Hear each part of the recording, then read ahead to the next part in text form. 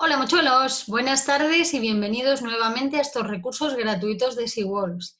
Como ya viene siendo casi una tradición, hoy tenemos nuevamente un tema que nos ha solicitado uno de nuestros seguidores, de nuestros suscriptores. Es filogenia de carnívoros y bueno, nos lo pidió de Mangel Pérez. Nos comentaba que le gustaría conocer un poco la filogenia de félidos o la de cánidos o la de carnívoros en términos globales. Entonces, bueno, pues nos hemos decidido un poco por hablar, digamos, del aspecto más global, la filogenia más global, la de carnívoros, de manera que, además, en cualquier otro momento, pues podemos ya profundizar más, perdón que no sé hablar, en cánidos o en félidos, pero sí que es cierto que es como más coherente o más lógico, ¿no? Empezar por lo general y luego ya iremos llegando, si no, a aquello más específico. Entonces, bueno, pues vamos a hablar de filogenia de carnívoros hoy, ¿vale? Veamos. Lo primero que tendremos que definir que es un carnívoro, porque normalmente uno dice carnívoro y lo que le viene a la cabeza es come carne, ¿no?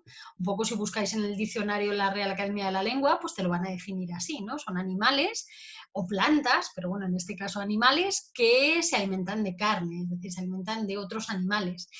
Pero hay otra acepción más, que es la que nos interesa a nosotros, ¿no? Y es la acepción de carnívoro digamos, en el contexto biológico, ¿vale?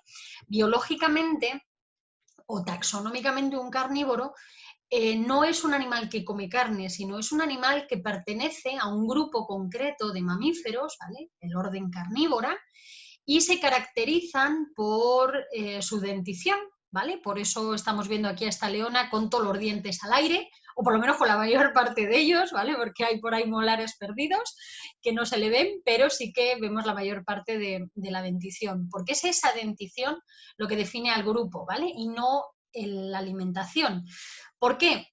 Porque, bueno, una leona come carne, ¿vale? La mayor parte de los carnívoros comen carne, pero no todos. Cuando veamos ahora los diferentes grupos y las diferentes familias que hay dentro del orden carnívora, pues os vais a dar cuenta que hay animales que no consumen carne en absoluto o en unos porcentajes absolutamente irrisorios, ¿vale? Pensad, por ejemplo, en un panda gigante que está aquí dentro, ¿vale? Es un carnívoro y, sin embargo, el 99% de su dieta se basa en bambú. No es una dieta muy carnívora que digamos, ¿vale? Sin embargo, como especie, el panda gigante se cataloga dentro del orden carnívora. Entonces, lo que tienen ellos en común es su dentición y su filogenia, ¿vale?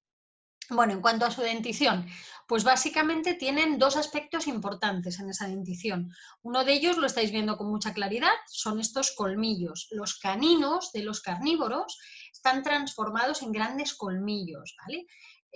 Digamos que si vosotros buscáis vuestros caninos en la boca, que los tenéis también, si empezáis, digamos, por los paletos, por los dos paletos del centro, los dos incisivos centrales, solo tenéis que iros hacia los lados con la lengua y contar dos, ¿no? O sea, un incisivo, un paleto central, el de al lado, que es otro incisivo, y el tercero ya es un colmillo, es un canino. Pero claro, es un canino que tenemos que buscar casi con la lengua para distinguirlo de los incisivos. Sin embargo, mirad qué caninos tiene esta leona, mirad qué caninos tienen los carnívoros. Entonces, esa es una de sus características. Pero la segunda y más definitiva en la dentición es la posesión de unas piezas exclusivas que no hay, o sea, no tiene nadie más, no hay en ningún otro grupo dentro del reino de los animales, exclusivamente lo tienen los carnívoros, que son, vamos, las muelas carniceras, ¿vale? Estas muelas carniceras están situadas siempre en una posición fija. Esa posición es P4M1, significa cuarto premolar superior, primer molar inferior, ¿vale? ¿Qué ocurre, como en el caso de esta leona, si no tenemos cuatro premolares porque se ha reducido el número a lo largo de la evolución? ¿Puede seguir siendo el cuarto premolar? Pues sí, señores, sigue siendo el cuarto premolar, porque las piezas dentales tienen una posición fija y una numeración. El premolar que está más cerca de este colmillo, ¿vale? Va a ser el premolar 1. Y el siguiente va a ser el premolar 2, y el siguiente va a ser el premolar 3, y el siguiente va a ser el premolar 4. Si a lo largo de la evolución una especie ha perdido, si un individuo pierde una pieza dentaria le da igual, pero si una especie ha perdido una pieza dentaria, por ejemplo, ha perdido un premolar, va a perder una pieza fija, ¿vale? Me explico. Si pierde el premolar 1, va a perder el premolar 1. Lo que significa que los 3 premolares que quedan no van a ser 1, 2 y 3, van a ser 2, 3 y 4, ¿de acuerdo? Entonces, en todos los carnívoros tengan el número de premolares que tengan, da igual, la muela carnicera superior es el premolar 4, aunque solamente haya 2 premolares, ¿vale? Van a ser el 3 y el 4, porque se han perdido los 2 primeros, ¿vale? Entonces, puntualizaros eso. Vale, dicho esto, lo que os había dicho, que lo otro que tenían todos en común era la filogenia. La filogenia es la historia evolutiva, ¿vale? Por si no lo tenemos claro. Bueno, pues lo que tienen todos en común es que pertenecen a un grupo monofilético. Vaya, hoy estoy sembrada con los nombres. Un grupo monofilético es simplemente aquel grupo que está compuesto por un ancestro, ¿vale? Un grupo basal y toda su descendencia, ¿vale? Eso es un grupo monofilético y los carnívoros son un grupo monofilético. Entonces da igual lo que coma un panda gigante, da lo mismo, no importa. Siempre será un carnívoro porque siempre pertenecerá a ese grupo monofilético de un ancestro común y toda la descendencia, en la que están los leones, pero también los pandas gigantes, ¿vale? ¿Y quién es el ancestro? Bueno, pues el ancestro que tienen todos los carnívoros en común es una forma fósil, ¿vale? Que se estima que debía tener un aspecto similar a los insectívoros actuales, ¿vale? Por si no le ponemos cara a un insectívoro actual, os he dejado aquí una musaraña, ¿vale? Aquí tenéis un ejemplar de musaraña para que le vayáis poniendo cara, digamos, a un insectívoro. Que tú ves aquello y dices, uy, los leones han derivado de esto. Pues sí, es lo que tiene la evolución, ¿vale? ¿Cuándo se produjo, digamos, ese origen del grupo de los carnívoros? Pues hacia el Paleoceno tardío, es decir, hace unos 55 millones de años, casi nada, ¿vale? Y bueno, pues los primeros carnívoros que aparecen en el registro fósil, que ya pueden ser fehacientemente considerados carnívoros, son 2 familias que todas están conformadas por representantes extintos, ¿vale? Es decir, no tenemos ninguna especie actual perteneciente a ninguna de estas 2 familias. Sería la familia Myacidae y la familia Viverrabidae, ¿vale?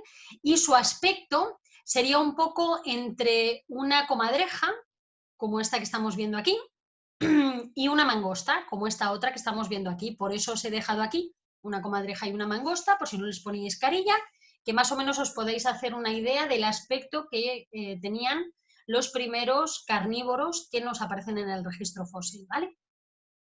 Bueno, pues muy poco después de aparecer estas primeras formas de carnívoros, existió una radiación adaptativa grande y esa radiación adaptativa coincidió con la extinción masiva de los depredadores, iba a decir carnívoros, pero no, de los depredadores que existían en ese momento, ¿vale? Cuando empezó el origen de los carnívoros, cuando esas primeras formas de miácidos y de viverrábidos vivían, ¿no? Ocupaban el planeta, eran formas pequeñitas, básicamente porque los grandes depredadores eran otro grupo diferente, llamados creodontos. Todos están extintos, ¿vale? Con lo cual todos los creodontos son fósiles a día de hoy, no tenemos ninguna especie actual.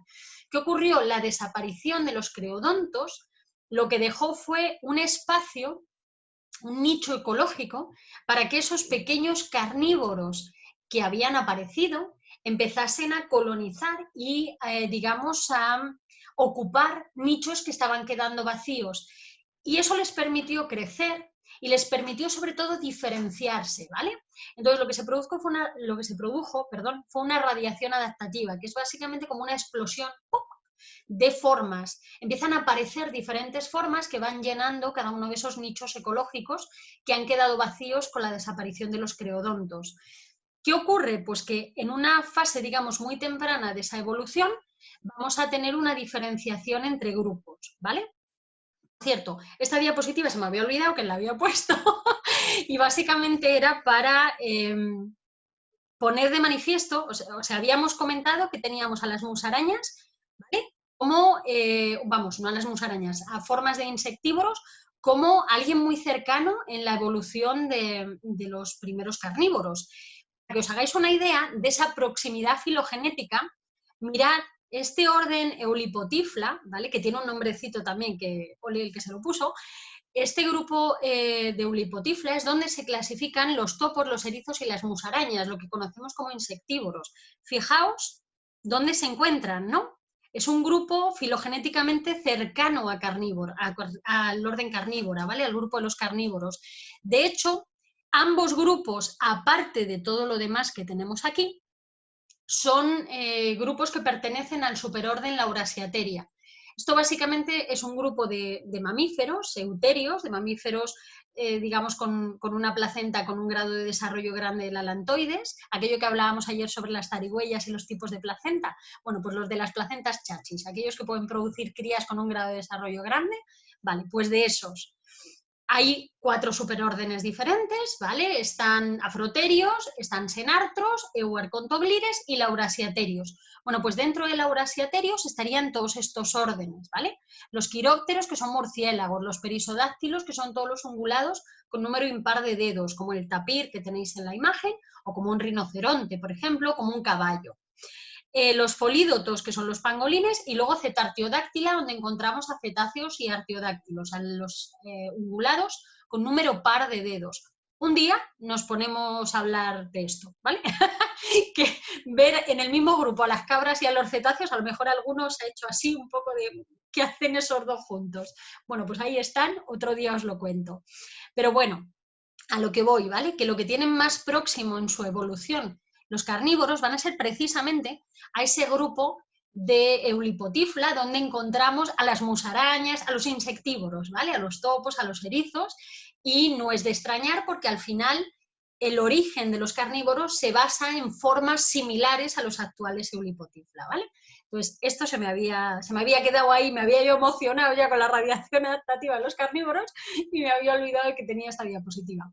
Retomando lo que estábamos hablando, lo que os decía es que en la base del origen de los carnívoros se produjo una radiación adaptativa muy grande y muy rápidamente se diferenciaron 2 ramas evolutivas diferentes, ¿vale? Dentro de carnívoros, los caniformes por un lado y los feliformes por otro, ¿vale? Os he rodeado con un círculo caniformes aquí simplemente porque es el grupo por el que vamos a empezar y luego vamos a ver los feliformes. Entonces, por irnos ubicando. Estos caniformes, bueno, pues nos suenan a cánidos, ¿no? Efectivamente, la familia de los cánidos estaría aquí dentro y, bueno, pues por eso os he dejado aquí un logo, ¿vale? Para ubicarnos. Y estos feliformes, pues nos van a félidos, efectivamente. De hecho, la familia de los félidos, igual que pasaba con los cánidos en caniformes, se ubica dentro de feliformes, ¿vale? Por eso os he dejado ahí un leoncillo, ¿vale? Bueno, visto esto, vamos a ver quién tenemos dentro de caniformes, ¿no? ¿Qué formas radiaron en la vía evolutiva de los caniformes? Lo que encontramos aquí básicamente son cánidos, son los osos, son las mofetas, los ailúridos, que ahora os cuento una cosa sobre ellos, donde solamente tenemos una especie, el panda rojo, los mustélidos, que es el grupo más diverso de carnívoros que existen, con 64 especies actuales, los prociónidos, donde están los mapaches, coatíes y quincayús, ¿vale? Y luego los 3 grupos acuáticos, que ya habíamos hablado un día sobre ellos, ¿vale? Los fócidos, los otáridos y los odovénidos. Bueno, a lo que os quería contar. En úrsidos, ¿vale? Tenemos todas las especies de oso que existen. Os he dejado aquí en la imagen un oso pardo, pero aquí también tendríamos que englobar al panda gigante. Y la puntualización que os quiero hacer respecto a los alúridos es que depende de la bibliografía que consultéis, sobre todo de lo antiguo o lo actualizado o poco actualizado que esté aquello que consultéis, vais a encontrar que en lugar de existir esta familia Aluridae, existe una familia diferente que se llama Ailuropodidae. Todavía peor el nombre, más complicado. Veamos, en esa familia Ailuropodidae lo que estaba clasificado era el panda rojo y también el panda gigante. ¿Qué ocurre? Pues que se les encontraban, digamos, ciertas características comunes, como por ejemplo la estructura de las manos, ¿vale? De las extremidades anteriores. Tienen, digamos, una cierta adaptación con un hueso sesamoideo para poder manipular, sobre todo el bambú cuando lo consumen, para poder arrancar las hojas de bambú y comerlas. Entonces tienen un hueso sesamoideo que casi actúa como un pulgar, ¿vale? Pero no es un pulgar, es un hueso aparte, ¿bien? Que lo tienen ahí añadido con una función, pero que no es un pulgar. Ellos tienen sus 5 dedos, digamos, colocados aquí arriba en paralelo, ¿vale? Juntitos, y para nada tienen un pulgar oponible. Sin embargo, tienen, digamos, una estructura que les permite cierta oponibilidad en la mano.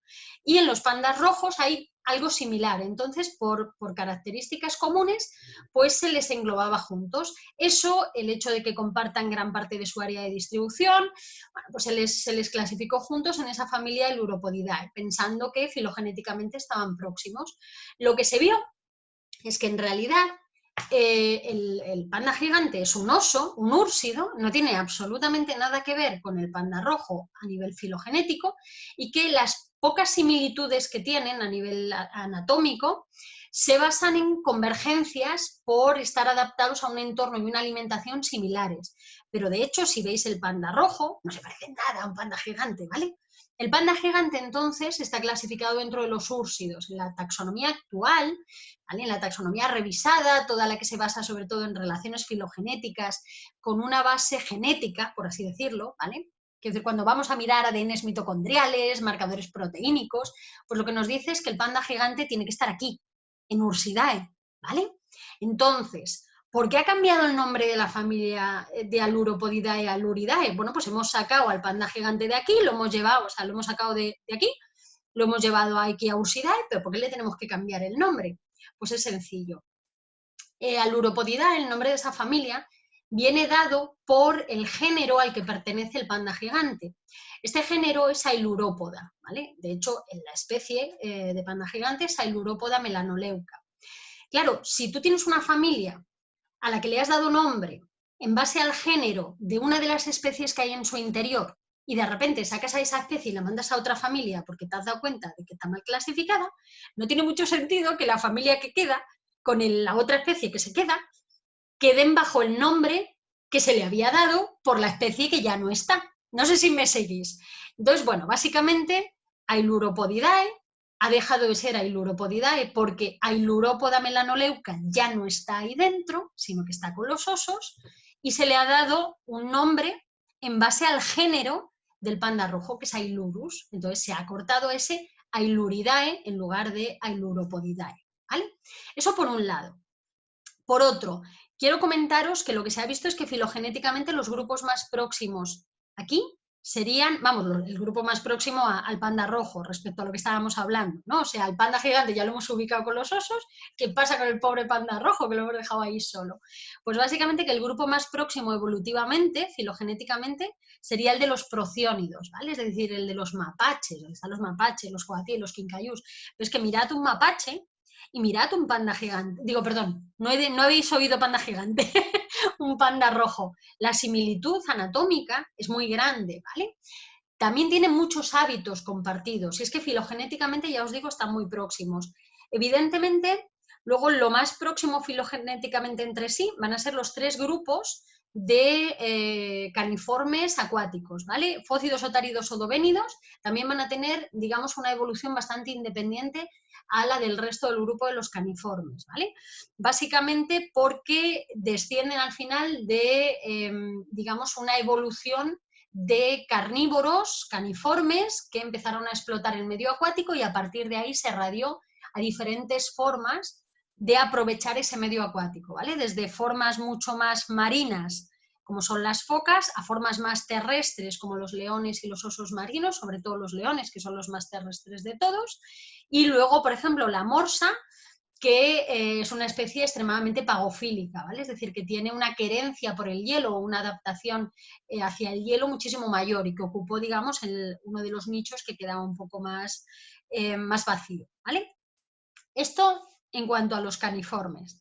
Respecto a los feliformes, lo que vamos a encontrar es pues toda esta diversidad de familias, ¿vale? Los félidos por un lado, los vivérridos con las jinetas por otro, los nandínidos donde solamente tenemos una especie, que es la civeta palmera africana, esta Nandinia vinotata, aquí la tenéis, ¿vale? Aquí tenéis un ejemplar. Todos los herpéstidos donde encontramos las mangostas, como esta de aquí, o como la que habíamos visto al principio, ¿vale? Junto a esa comadreja, que por cierto no os lo he dicho, pero es un mustélido, es un caniforme, que os decía que esos miácidos oviverrábidos, las primeras familias de carnívoros que encontramos en el registro fósil, eran como una especie de mix entre una mangosta y una comadreja, bueno, pues la mangosta que os había dejado allí es un herpéstido, ¿vale? Estaría englobada en esta familia Herpestidae, igual que esta otra especie de mangosta que encontramos aquí, o los suricatas, ¿vale? Que a lo mejor las mangostas no suenan tanto, pero los suricatas seguro que sí, porque aquí todo el mundo ha visto el Rey León, ¿vale? Entonces Timón es un suricata, y desde que se hizo el Rey León, los suricatas se los puso en el mundo, ¿vale? De repente todo el mundo los conoce. Tenemos además a las hienas, ¿vale? Hay 4 especies diferentes de hienas, pero todas estarían aquí dentro. A los eupléridos, que son 10 especies distintas de carnívoros endémicos de Madagascar. Lo más representativo son los fossa, ¿vale? Como este que tenéis en la imagen. Lo mismo, también se han hecho bastante famosillos ahora por la peli de Madagascar, ¿no? Los que se comen a los lemures, pues esos son los fossa, ¿vale? Que son como gatos raros, pues bueno, ya entendéis por qué son gatos raros, son feliformes, ¿vale? No son félidos, como el que encontramos aquí, asociado a familia Felidae, que por cierto no os lo he dicho, pero es una pantera nebulosa, ¿vale? Y bueno, pues por último lo que os decía, el último grupito que vamos a encontrar es el de los prionodóntidos, que son los linsans, ¿vale? Hay 2 especies nada más, Prionodon linsan y Prionodon pardicolor, ¿vale? ¿Qué ocurre un poco aquí a nivel filogenético? Pues que están como muy bien establecidos el grupo de los vivérridos, que es un grupo relativamente antiguo en esa radiación evolutiva original que hubo, ¿no? Parece que fue uno de los primeros grupos de feliformes que empezó a desarrollarse, pero no termina de haber mucha claridad en cuanto a si el grupo de los feliformes tiene una entidad filogenética suficiente para considerarlos un grupo monofilético global, o si quizá con el tiempo grupos como los nandínidos y los prionodóntidos podrían llegar a salir de este grupo de los feliformes y formar un grupo monofilético, digamos, aparte. No obstante, todo eso es algo que ahora mismo está en tela de juicio, ¿no? Quiero decir que se está evaluando, que se está estudiando y que simplemente se van dando como posibles hipótesis, que es probable que pueda llegar a desgranarse este grupo de los feliformes o incluso toda la filogenia y por tanto toda la taxonomía de los carnívoros. No obstante, lo que se sabe a día de hoy, quiero decir, y de lo que se tiene una información, digamos, segura o fiable, es de esta conformación filogenética, ¿vale? Pero ya os digo que puede haber variaciones y que una potencial es que quizá los nandínidos y los prionodóntidos puedan llegar a salir de este grupo y formar, digamos, un grupo independiente, porque podrían ser digamos, un grupo monofilético aparte de feliformes, ¿vale? Dicho esto, gracias por vuestra atención. Sé que además hoy habéis tenido que estar especialmente atentos porque los nombres son una locura, pero espero, bueno, que el vídeo haya cumplido las expectativas de quien nos lo solicitó, ¿no? Y bueno, pues espero que os interese a todos. Muchas gracias de nuevo por vuestra atención y por vuestro tiempo y nos vemos mañana. ¡Hasta luego, monchuelos!